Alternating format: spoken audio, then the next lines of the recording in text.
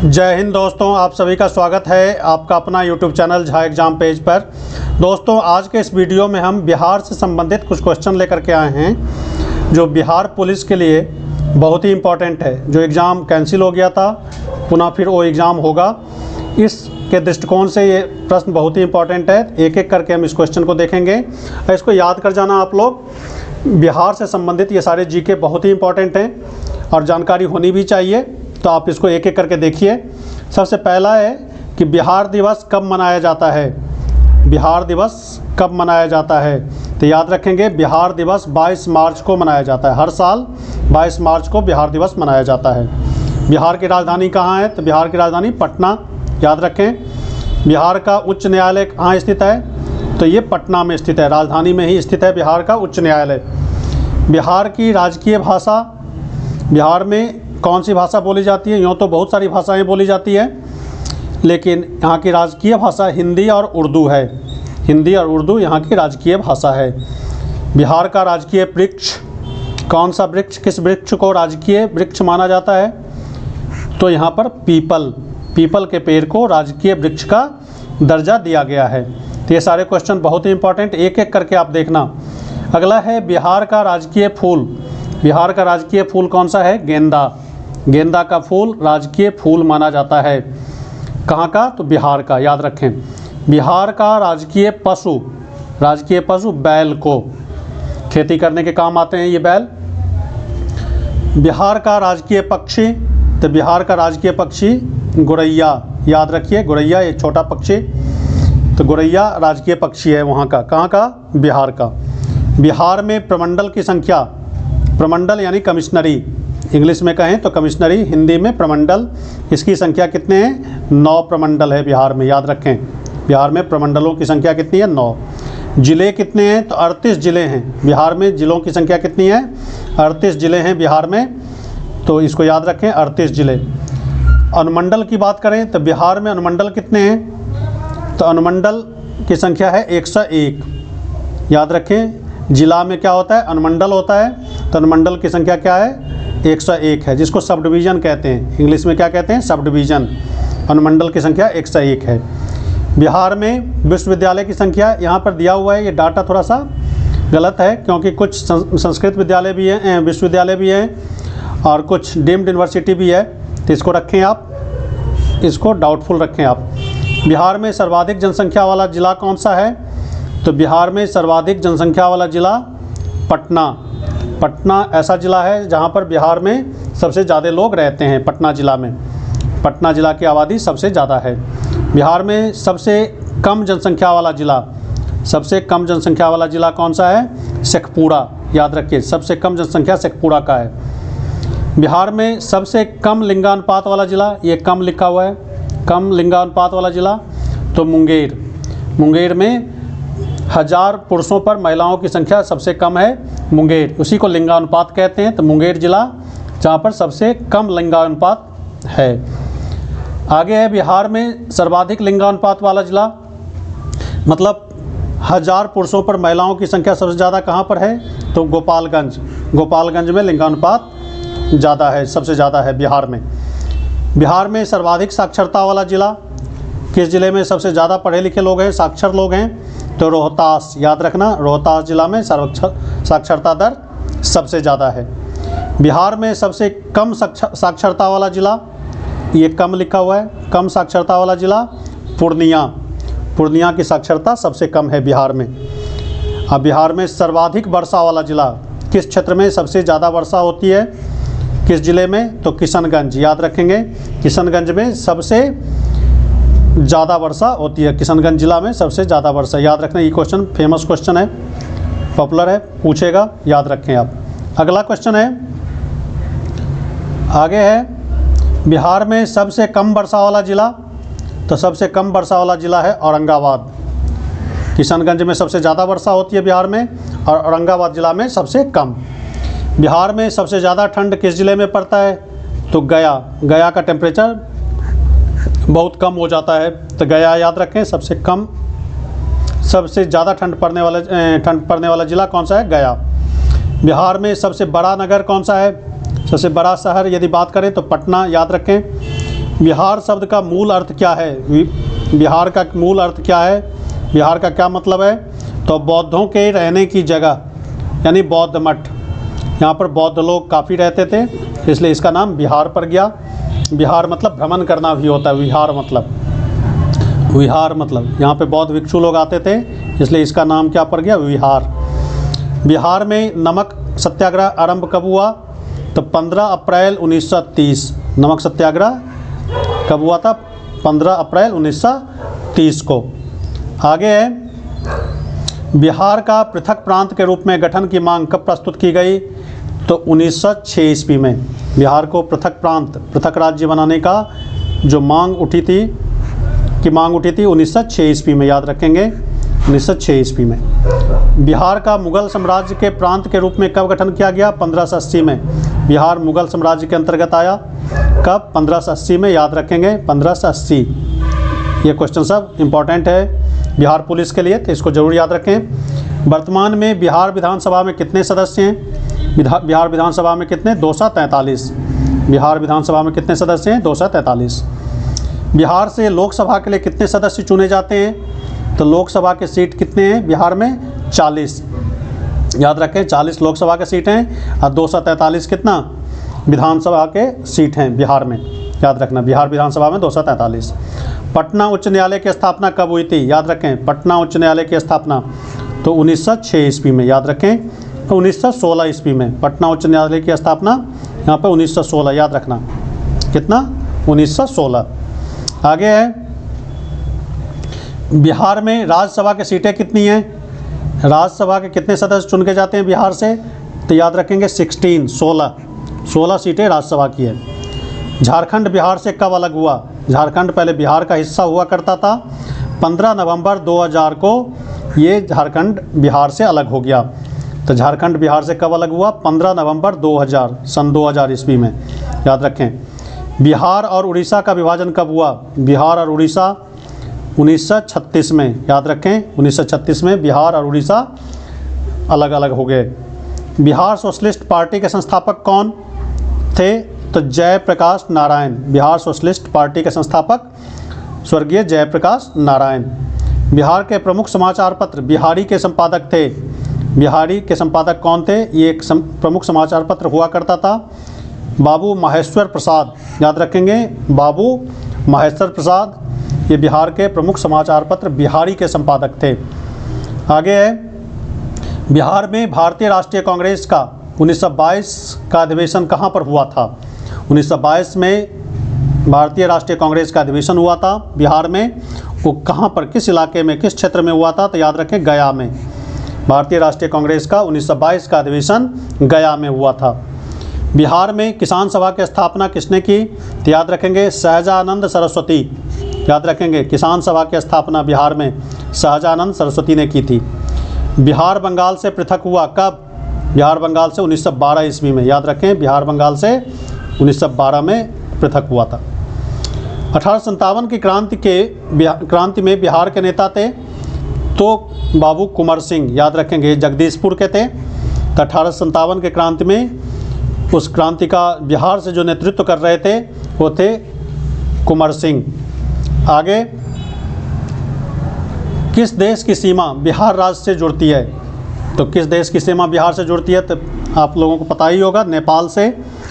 नेपाल देश से बिहार की सीमा जुड़ती है। बिहार का शोक किस नदी को कहा जाता है? किसको कहा जाता है? तो कोसी नदी को। याद रखेंगे कोसी नदी। कोसी नदी को बिहार का शोक कहा जाता है। बिहार में मुगल स्थापत्य कला का सर्वश्रेष्ठ उदाहरण कहाँ है? तो मनेर का किला, मनेर स्थित दौलत का मकबरा। ये मनेर में दौलत का मकबरा है, उसे मुगल स्थापत्य कला का सर्वश्रेष्ठ उदाहरण माना जाता है। स्थापत्य कला मतलब चित्रकारी, बिल्डिंग पे जो बनाए जाते हैं चित्र, स्थापत्य कला बिल्डिंग वहाँ का, तो उसे हम क्या कहते हैं? स्थापत्य कला कहते हैं। वहाँ का जो दौलताबाद का मकबरा है वो स्थापत्य कला के लिए जाना जाता है। कहाँ, किस समय का? तो मुगल साम्राज्य के समय का। मध्यकाल में बिहार में आने वाले ईरानी यात्रियों में से कौन एक धर्माचार्य था? तो बहानी। याद रखेंगे बहानी। मध्यकाल में बिहार आने वाले ईरान के यात्री बहानी, याद रखें। बिहार पर उर्दू भाषा में किसके द्वारा ऐतिहासिक रचना की गई है? तो उर्दू भाषा पर ऐतिहासिक रचना बिहार में किसके द्वारा? तो साद अजीदावादी, याद रखेंगे, साद अजीदावादी, ये बिहार में उर्दू भाषा के ऐतिहासिक रचनाकार हुए हैं। बिहार में हिंदी साहित्य सम्मेलन की स्थापना कब हुई?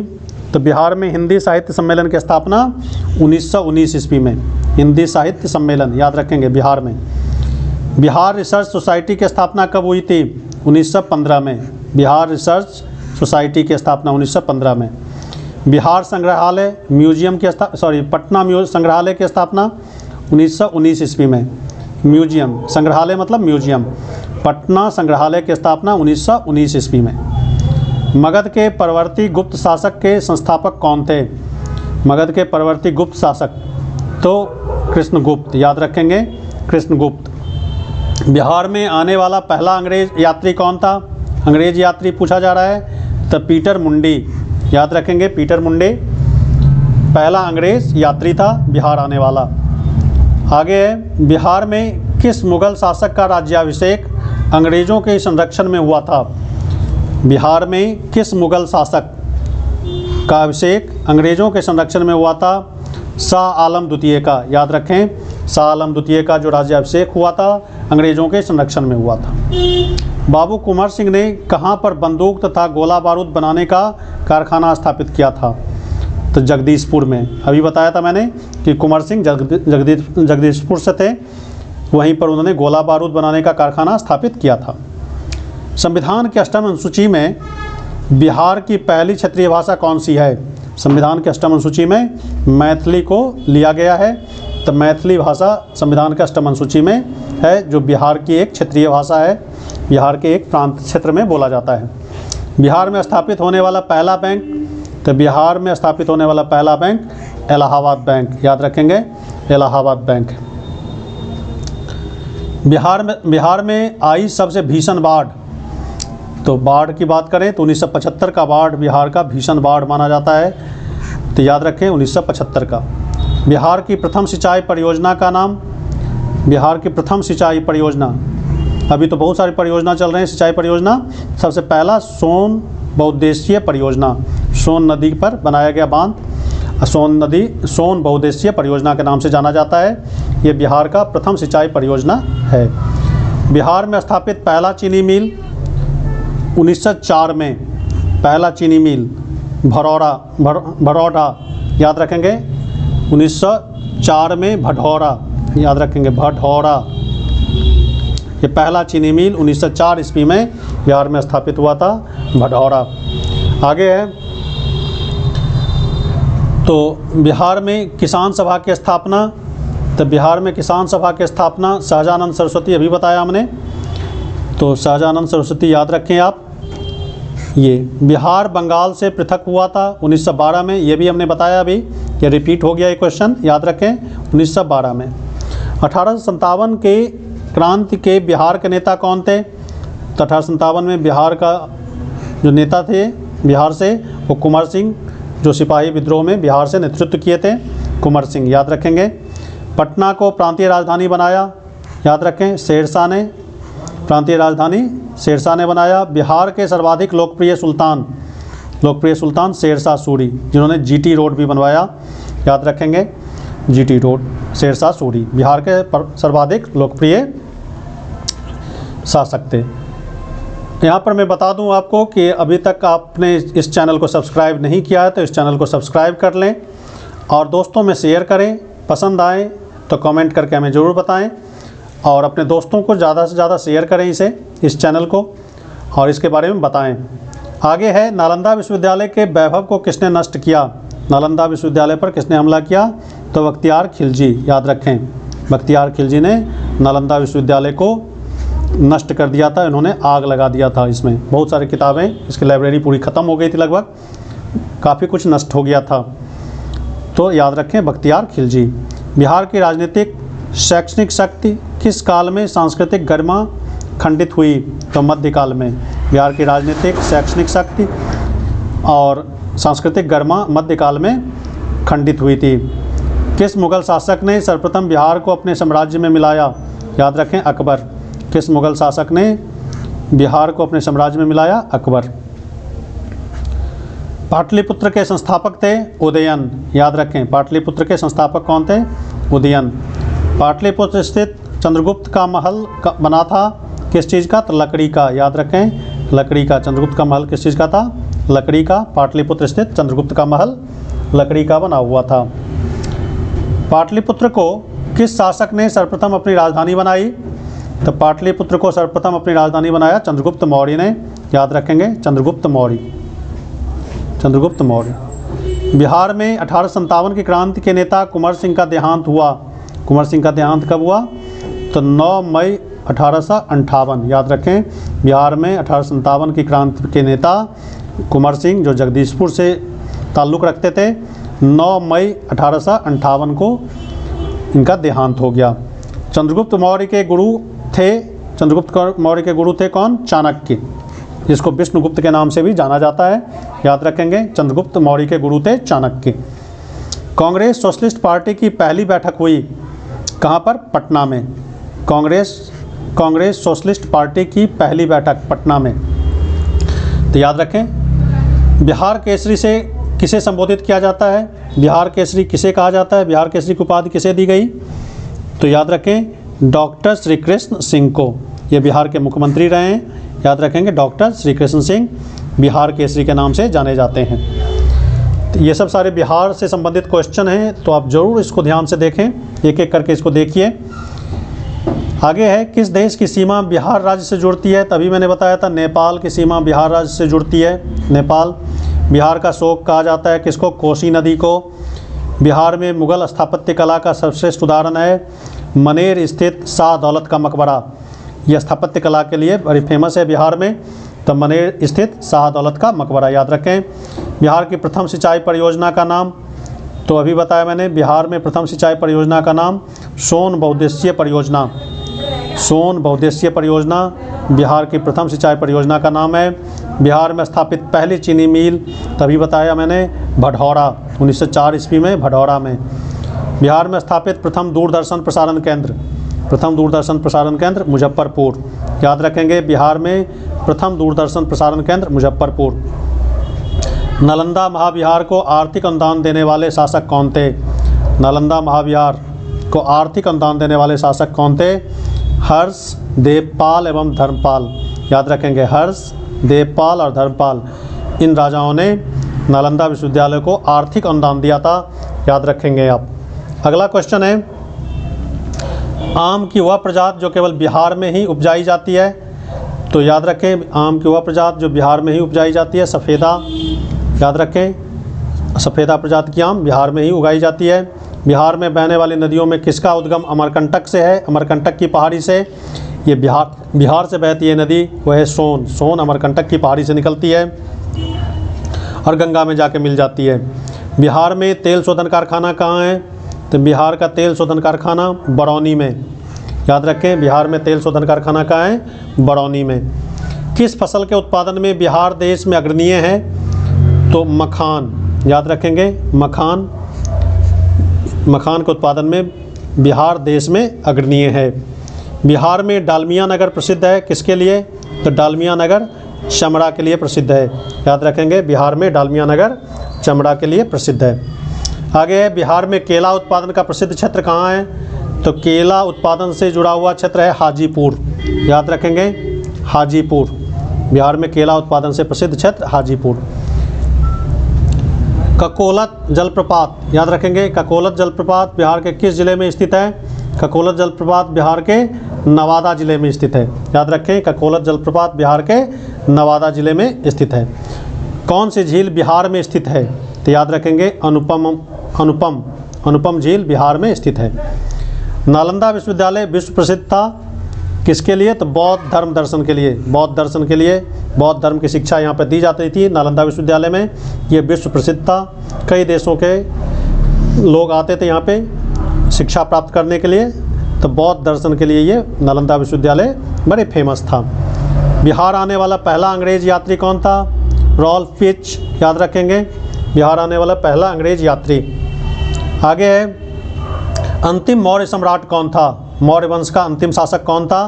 तो बृहद्रथ, याद रखेंगे बृहद्रथ। गुप्त सम्राट जिसे हुनों को पराजित किया था वो है जयचंद गुप्त, जयनंद गुप्त, याद रखेंगे जयनंद गुप्त। गुप्त सम्राट जिन्हें हुनों को पराजित किया, जनंद गुप्त, याद रखेंगे जनंद गुप्त। सम्राट अशोक के पिता का क्या नाम था? बिंदुसार, याद रखें ये सब। अशोक के शिलालेखों में प्रयुक्त भाषा पाली भाषा। अशोक के शिलालेख में ब्राह्मी खरोष्ठी, याद रखेंगे ये भी है, ब्राह्मी खरोष्ठी, खरोष्ठी और अरामाइक।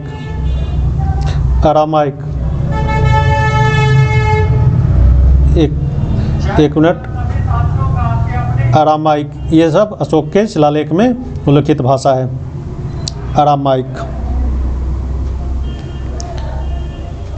एक मिनट, अरामाइक,